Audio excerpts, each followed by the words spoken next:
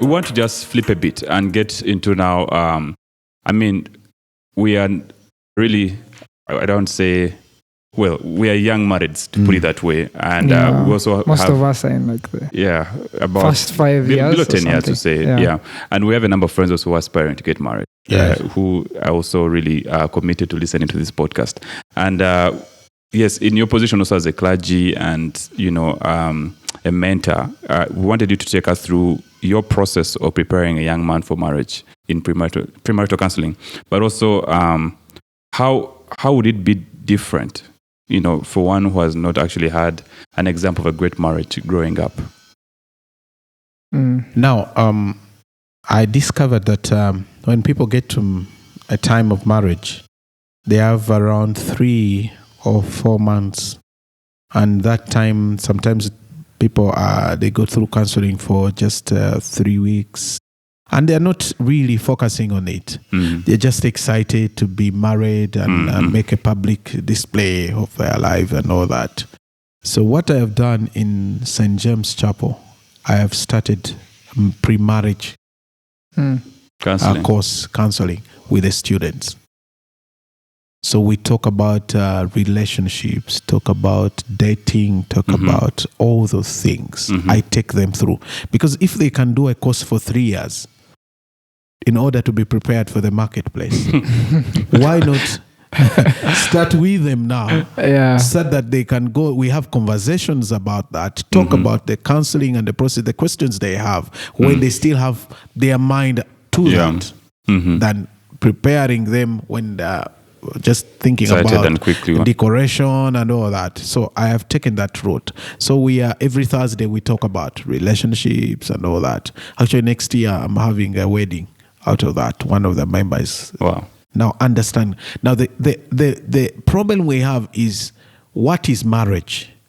Do we understand the concept of marriage in the Bible? Most young people, why they marry is because it has become a fashion. The other people, why they marry is because the only time they will have sex, it is in marriage.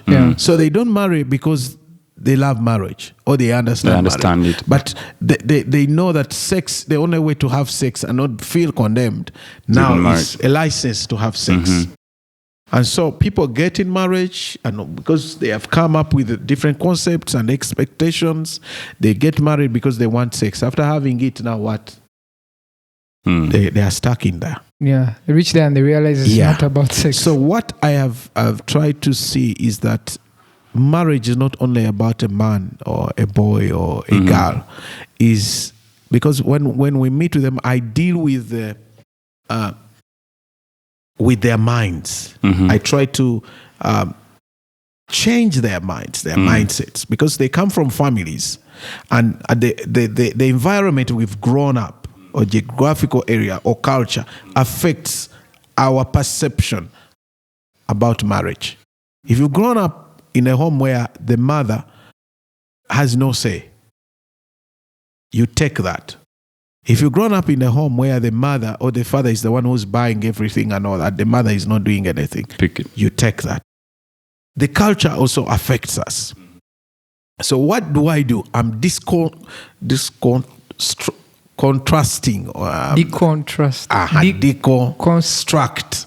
Like construction, but deconstruct their mind. And I deal with the mind, how they think. I begin to change their mind. And I begin to point out some, like recently I did a checklist. I told them, can you write down what you would like, the person you would like to marry? So they wrote everything and all that, a Michiga, a tall man and all that, American height and all that. They wrote those things chocolate down. Skin. Then I told them, okay, now tell me why you like those qualities. I want a black man because my father was this, or because of this. They are because we watched a movie that shows this six-pack and all that. Instagram. So I then got a checklist that the Bible has in terms of the spiritually upright man.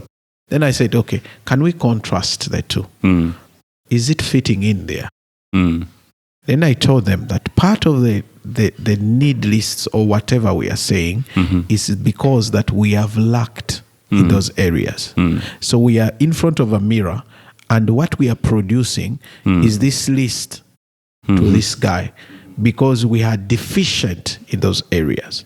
You're deficient in those areas in terms of care. I want a caring man. I want a man who will give me space. It's because you are deficient in those areas, or you have never had that in your family, or been deprived of it, and all that. Yeah. And so it's what you write in that. So I deal with that. I deal also with their mind in terms of manhood. What is the biblical aspect of manhood? Masculinity, the femininity kind of thing in the Bible.